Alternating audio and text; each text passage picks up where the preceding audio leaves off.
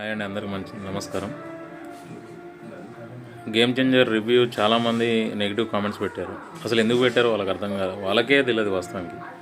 డబ్బులు తీసుకొని negative comment పెట్టిర్రా మరి ఏందో తెలియదు. కానీ నాకు నేను చూసిన సినిమా ఇది చాలా బాగుంది. సినిమా ఓవరాల్గా సినిమా అయితే బాగుంది.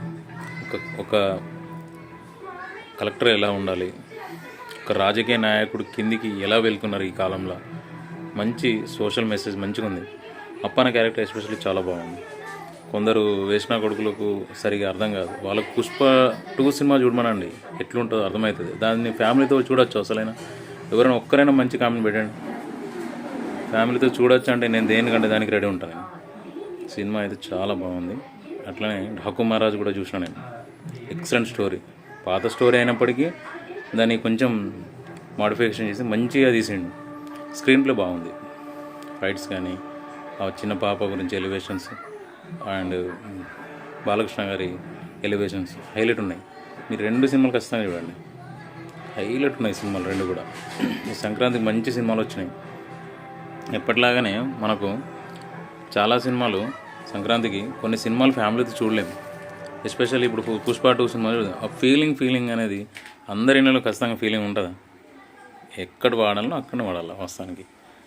కానీ సినిమా మాత్రం ఓవరాల్గా అది మంచిగా లేదు వాస్తవానికి, పుష్ప 2 సినిమా. కానీ గేమ్ చేంజర్ సినిమా చాలా బాగుంది. కొందరికి అసలు ఎక్కలేదు సినిమా. అది ఎందుకు ఎక్కలేదంటే కొందరికి ఎనీ టైం పుష్ప 2 లాగానే ఉండాలని కోరుకుంటారు. ఖచ్చితంగా ప్రతి చదువుకున్న ప్రతి వ్యక్తి చూడాల్సిన సినిమా గేమ్ చేంజర్. అట్లాగే ఢాకు మహారాజ్ కూడా బాలకృష్ణ గారి సినిమా ఎక్సలెంట్ ఉంది సినిమా అది కూడా. సో చూడండి, సినిమా ఖచ్చితంగా థ్రిల్ ఫీల్ అవుతారు మీరు.